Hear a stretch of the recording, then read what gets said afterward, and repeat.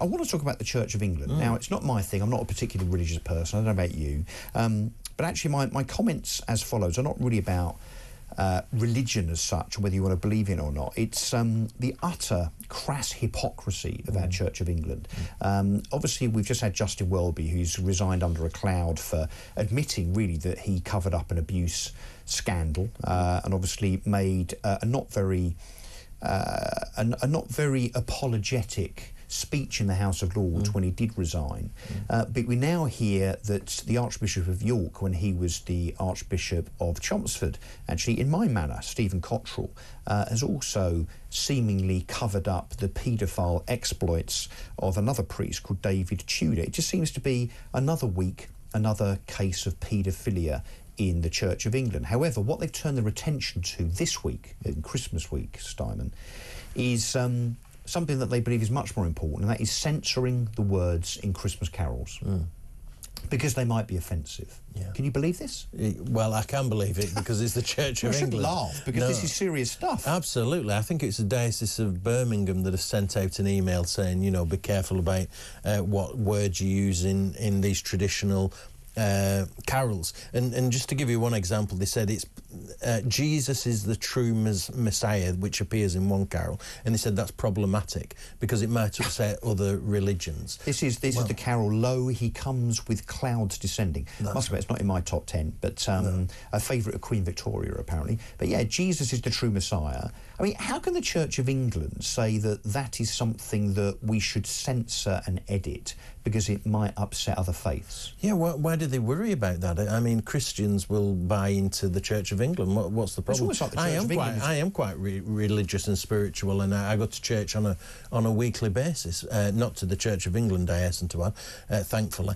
But they've done themselves a disservice, haven't they? They focus on all the wrong issues. I mean, you mentioned Justin Welby.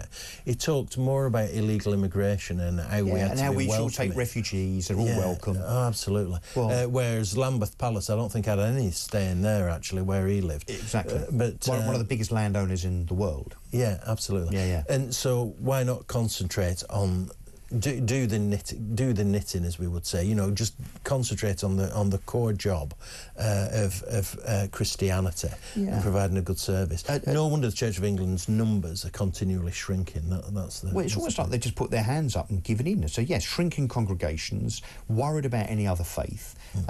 Here's another one. The hymn O Come, Emmanuel has been singled out for depicting other faiths as being outside of God's grace, and this has upset the C of E's High Command because of the phrase that it uses within it, captive Israel. Now, with everything that's going on at the moment, I mean, you would imagine that they would just want to avoid comment on this or being seen to be taking a side, but that's exactly what they've just done. So they want to censor the words within a carol, a hymn, the words captive Israel, because they think it might offend. I mean, if we really dissected hymns,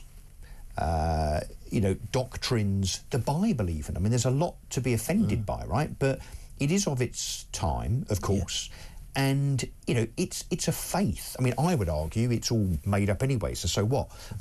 But that's obviously a controversial view, not one shared by lots and lots of different people.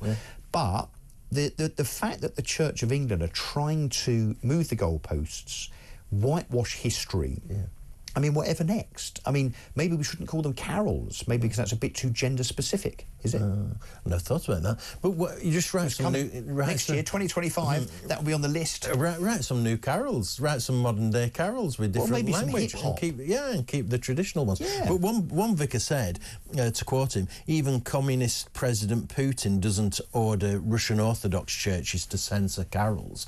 So even he's quite relaxed about these issues, but...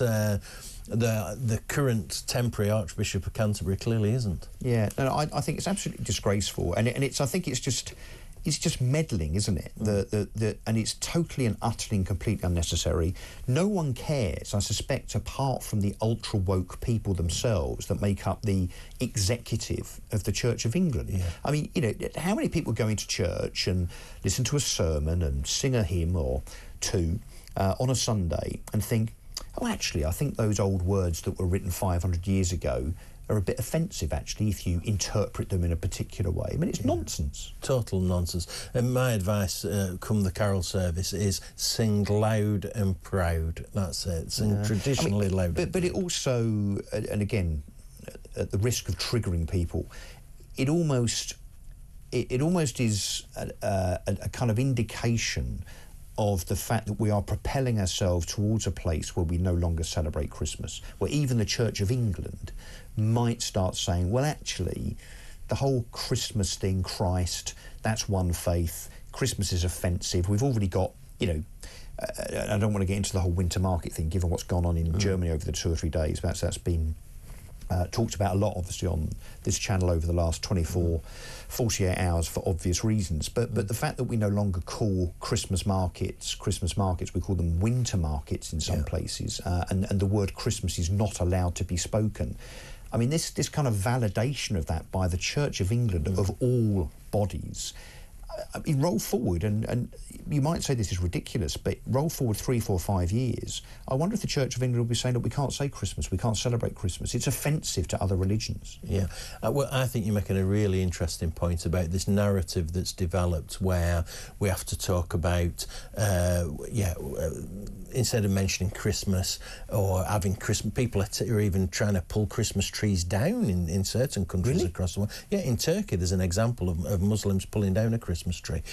So there's all this going on, but it is a narrative where we have to be all embracing of every religion, which really translates in Britain is to being accepting of the Islamic faith and more understanding. But we don't interfere with Eid or with their religious festivals. So why do we allow people to interfere with, because we're a big majority Christian country, why do we bend our rules to accommodate them? I just don't get it. We should all live side by side, shouldn't we? But also, no one really is offended by this. I mean, the 99.99% of the public are not offended by this at all. Yeah, absolutely. So why the leadership of the Church of England are jumping up and down about it, one can only guess. It's to satisfy their own position in terms of having a woke agenda, I think.